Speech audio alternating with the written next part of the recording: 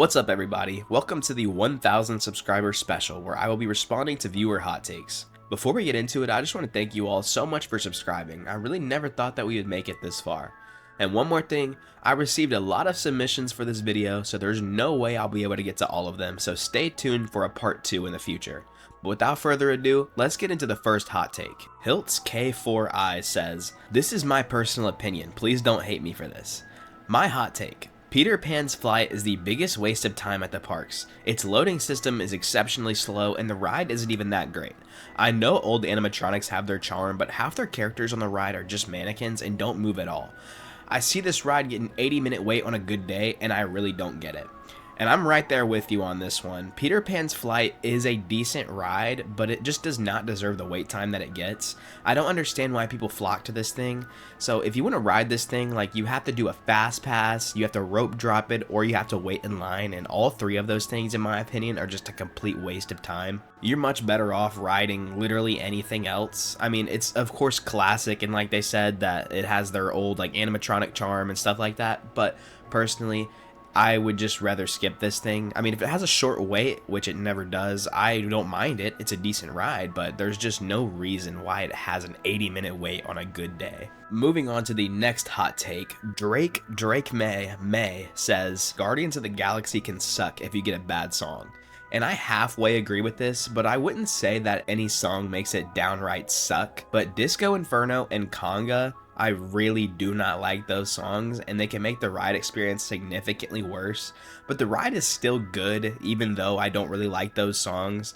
I mean, nothing can really make this ride straight up suck, but other songs can make it better, like Everybody Wants to Rule the World and September. Those make it way better, while Disco Inferno and Conga make it significantly worse. Disney Fangirl 2011 submitted a couple hot takes, so I'll put them up on the screen if you want to read all of them, but I'll only be responding to two of them. The first one is, "Mission space is overhated. Yeah, it feels weird on your body, especially the Mars mission, but it really does feel like you're going to space." Max Studios also said the same thing, and I completely agree, and I know that this is extremely controversial, but I like mission space a lot. Like they said, it really does feel like you're going into space. Not that I would know what that feels like, but it feels so realistic. It feels like a NASA simulation or something like that. And like when you go out to push like the buttons and stuff, there's so much force being applied to your body that you can like barely hit the buttons.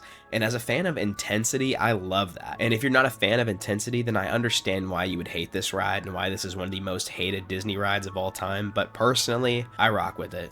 And the second hot take we'll be responding to is, "Disney should have chose to build Beastly Kingdom over Dinoland USA. I feel like Beastly Kingdom would have been so much better than Dinoland USA, and it would have been one of the more popular areas in Animal Kingdom."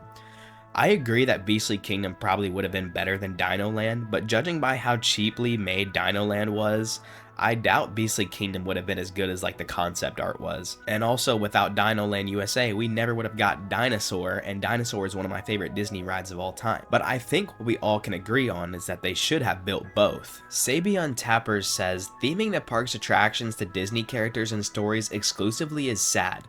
Imagineers can theme anything fabulously and make you fall in love with a story that's only as a ride, indulging in theming and not movie scenes." I completely agree with this, and I think it's sad that they're moving to only IPs when some of the best Disney attractions aren't based off of IPs, and even like Tower of Terror, which is based off of an IP, isn't really a Disney IP. It's just they wanted to use that story, so they went out and got the Twilight Zone to use for this attraction, and it's one of the best, it's actually the best Disney attraction, and it's actually the best ride ever built, by the way.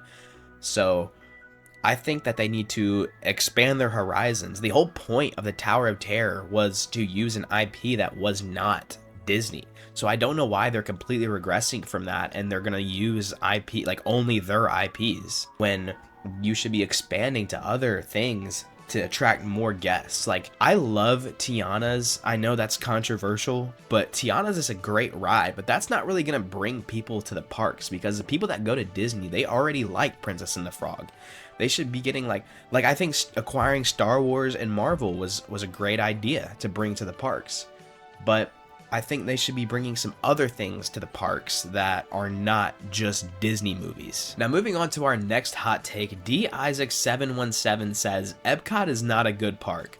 More than half of the rides don't even fit the theme of what Epcot is supposed to be, and on top of that, the rides are either bad, including outdated, or good. There really isn't anything in the middle. The only good rides, in my opinion, are Guardians of the Galaxy and Test Track. And this is going to be my first hard disagree of today's video, because there definitely is some rides in the middle. You have Frozen Ever After, you have Remy's Ratatouille Adventure, you have Journey into Imagination with Figment, and then on the good rides, you definitely have more too. Like you have Living with the Land, Soarin', and of course, the actual centerpiece of the park, Spaceship Earth. And then there are definitely some bad rides at Epcot, I will admit, but there is definitely a broad spectrum of rides at Epcot. And then more than half of the rides don't fit the theme of what Epcot is supposed to be. And while I can get behind that they've kind of gone off the rails as of late, I do think Guardians of the Galaxy fits the theme of Epcot despite what most people say, because the theme of Guardians of the Galaxy is it's a ride at Epcot. That's like literally the theme, and I don't think it gets more Epcot than that. Now our next hot take is from Rito Warrior 2006. If you mean movies, The Lion King is great, but not really for me. I can appreciate the passion and artistry behind it though.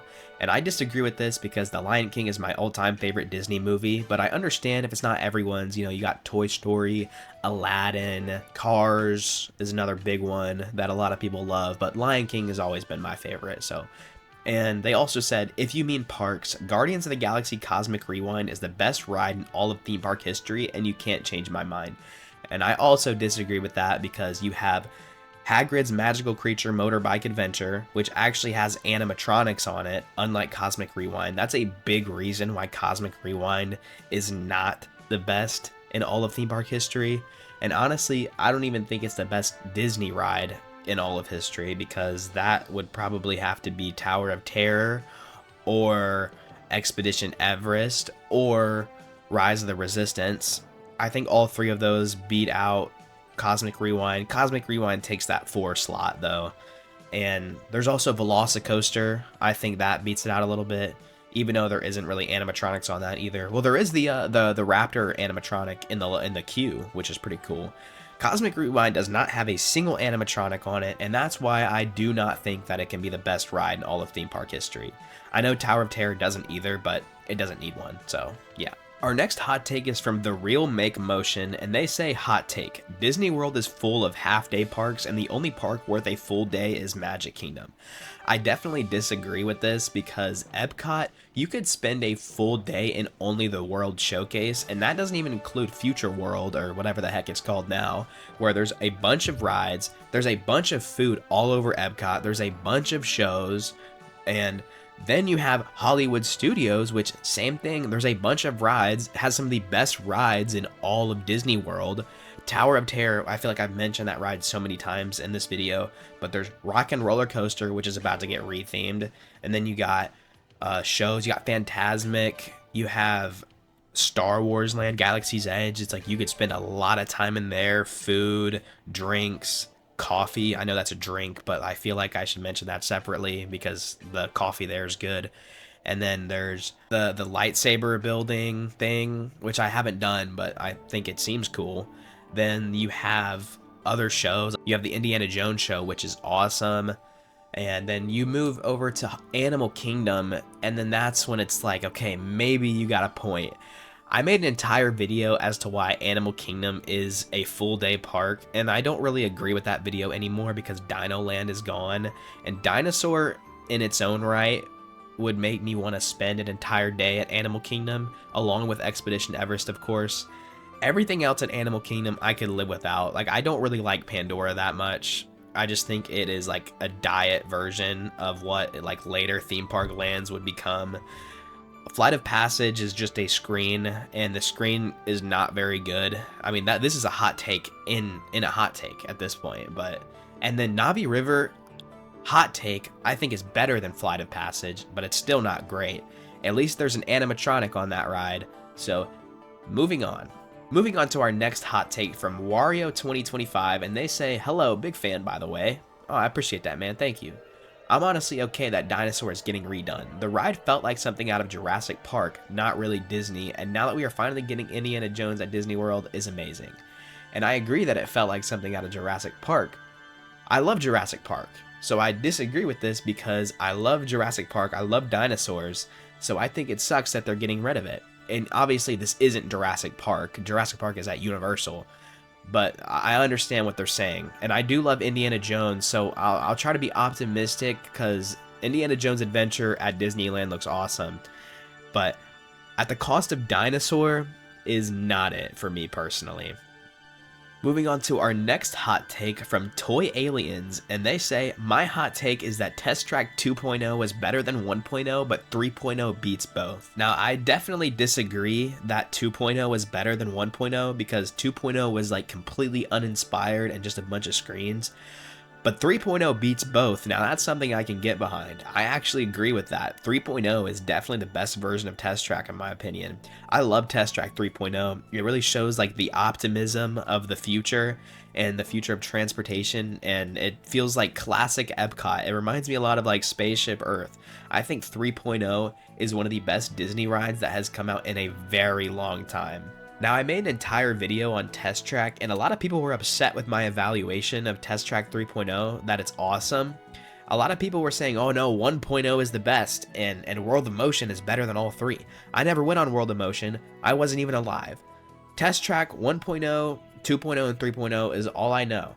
So 3.0 is the best, in my opinion. It just feels optimistic. It's awesome. 1.0 is, of course, the second best, but I was too young at the time to really like experience it, even though I wrote it. Like, I remember it, but it's not like I was like completely conscious to be like, oh yeah, this is the way better. And then 2.0 is like honestly just a bad ride. Like, it's the same core, but the ride is just so much worse, and that just goes to show how important theming is. I'm not even sure if this next comment is a hot take or if he was just stating his opinion, but Bill Sweat 5252 says, Test Track all versions are the farthest thing from a great Disney ride. Test Track sucks. It always has sucked.